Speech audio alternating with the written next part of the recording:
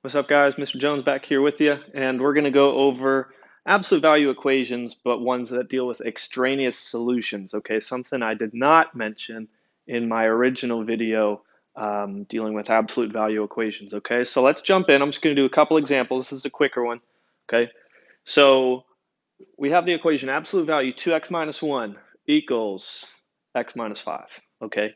Um, so again, the same rules apply here. The extraneous solutions, I'll explain what that is kind of at the end, but um, yeah, we deal with this just like we would deal with any other absolute value equation where we do our check, right? We check to see is the absolute value by itself on that side of the equation. And in this case, yes, it is, okay? And so then we take that equation and we break it up, okay? There's going to be two separate equations, right? Because we can't really solve for x when there's an absolute value present. So we kind of have to split it up and deal with kind of both possibilities for answers, right? One being kind of the positive version of the answer, and then one being the negative one, okay? But this one's interesting, right? We have an x on the right side here, and that's what's going to make us need to check for extraneous solutions, okay? So let's break this up like we normally would, okay? Okay, so on my left here, I have, again, just the original problem, the exact thing, just with the absolute value bars dropped, right? And if I solve this for x, what happens is, right, I would cancel out one of the x's, right? And so 2x minus 1x gives me just a single x, minus 1 equals negative 5, okay? And then I would add this 1 to both sides to cancel that, and I would get x equals negative 4. X equals negative 4. Okay, so that is one of my solutions right now. Okay, but again, I'm going to need to check on that later to see if it is a real solution or if it's what we call extraneous. Okay, and then I'm going to have my second version of the equation here, but again, we need to negate what's on the right side here, and that just means kind of making it negative. But again, I said this in the original video, when there's more than one thing over here, I need to do what I call distribute the negative, okay, which means basically switching around the sign of both of the terms here on the right, okay. So this will turn to 2x minus 1 equals negative 1x plus 5, okay. So I need to do that. Again, that's my way of negating that right side, okay. And now I can begin to solve, right? I would add this 1x to both sides, and I would get 3x minus 1 equals 5. And then I can add 1 to both sides. 3x equals 6. And then I can divide by the 3.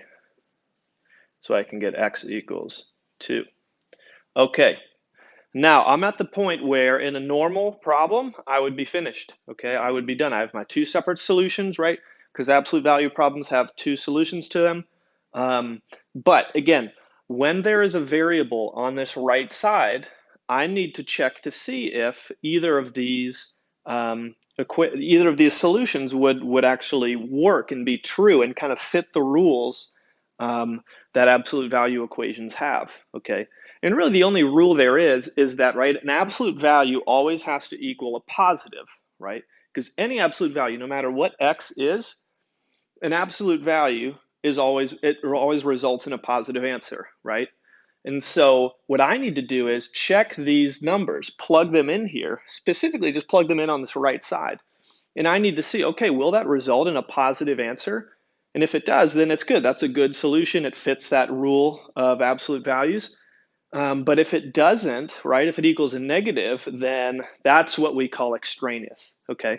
So if I substitute in this first one, okay, negative 4, if I substitute negative 4 in here, and that's just on this right side, I don't really need to worry about the left, right? And I'll just say, okay, the absolute value of something, I don't need to evaluate that. I'm just worried about the right. So the absolute value of something equals the x value, and again, that's negative 4, so negative 4 minus 5, okay? And then negative 4 minus 5 equals negative 9. So what I have here is the absolute value of something equals a negative 9. And that can never happen. An absolute value of something can never equal a negative, right?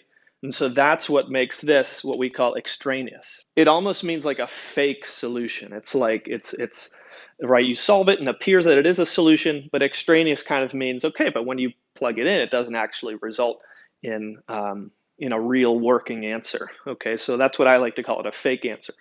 Okay, and then if I do the same thing with positive 2 here, if I plug that into this right side, again, I have absolute value of something equals 2 minus 5. And look what happens there. 2 minus 5 is a negative 3. So it's the same thing. The absolute value of just whatever equals a negative 3. And again, that can't happen. The absolute value of something cannot equal a negative number. So that's also an extraneous solution. Okay? So extraneous means like fake, a fake answer that does not actually work when you check it after. Okay? So let me do one more example of that, and then we'll be good. So I got number 2 up here. It's a big guy, right? And so I look at this again, I do my same checks. Is the absolute value by itself? No, it is not, right? There's these extra terms that are on this side with it. So I need to cancel those out first, okay? So I'm going to minus 5 from both sides. When I do that, I'm left with 2 times the absolute value x minus 4 equals x 1 minus 5 negative 4, okay? Now this is going to be messy, okay? And don't distribute this too, like a lot of kids try to do, right? That would be maybe like your instinct to do that, but we don't do that here because again we can't really. What's in an absolute value is kind of locked in, okay? So I need to instead divide by this 2. And what's going to be rough here is I need to divide both of these by 2, right? That's kind of the rule. I need to multiply or divide everything that's on that side, okay? So x minus 4 absolute value equals, so what I'm going to have is x over 2 minus negative 4 divided by 2. Yes, that's just going to be a minus 2. Okay, just cut that 4 in half. Okay, I rewrote it here so I could have more room, but now I'm ready to split it up. All right, okay, and so I have this, x minus 4 equals x over 2 minus 2, okay? And so we have x minus 4 equals negative times x over 2 minus 2, okay? And again, I need to distribute that negative. So I get x minus 4 equals negative times, so it'd be negative x over 2 or plus 2. Okay, plus 2, changing that sign as well. Okay, so let's get into solving this. Okay, it's going to be messy, okay, because of this fraction with the x. Okay, and I'm actually going to rewrite it.